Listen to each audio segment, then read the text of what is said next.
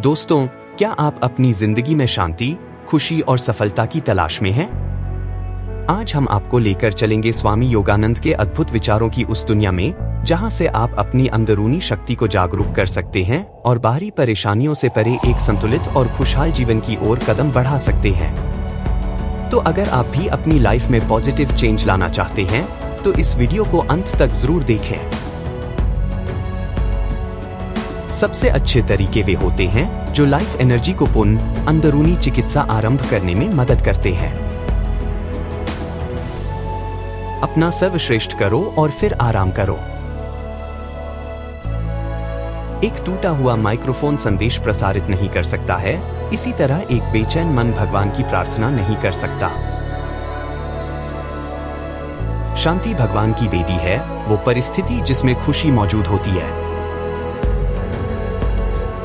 एक नश्वर प्राणी के रूप में आप सीमित हैं, लेकिन भगवान के बच्चे के रूप में आप असीमित हैं।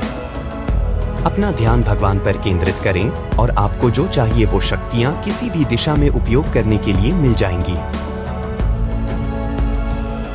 जब भी आप कुछ निर्मित करना चाहें, बाह्य स्रोत पर निर्भर मत करें, अंदर गहराई तक जाइए और अनंत स्रोत को खोजिए।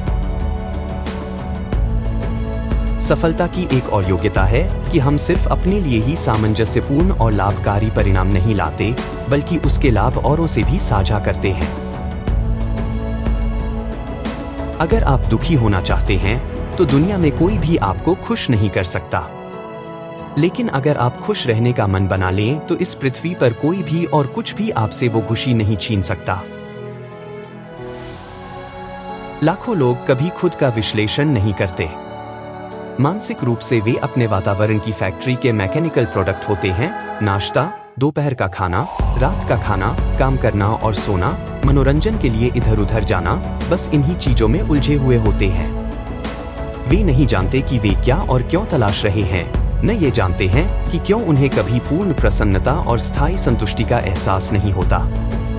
आत्मविश्लेषण से बचकर लोग वातावरण के मुताबिक रोबोट बने रहते हैं। सच्चा आत्मविश्लेषण प्रगति की सबसे बड़ी कला है। जैसे मैं औरों को प्रेम और सद्भाव देता हूं, मैं भगवान का प्रेम प्राप्त करने का प्रवाह खोल देता हूं। लहरें सागर की तरह ही हैं, हालांकि वे पूरा सागर नहीं है। इसलिए सृष्टि के प्रत्येक लहर आत्मा के अनंत महासागर का एक हिस्सा है। सागर लहरों के बिना रह सकता है, लेकिन लहरें सागर के बिना नहीं रह सकती। अगर आपका मन मजबूत है और आप उसमें एक दृढ़ संकल्प स्थापित कर देते हैं तो आप अपना भाग्य बदल सकते हैं।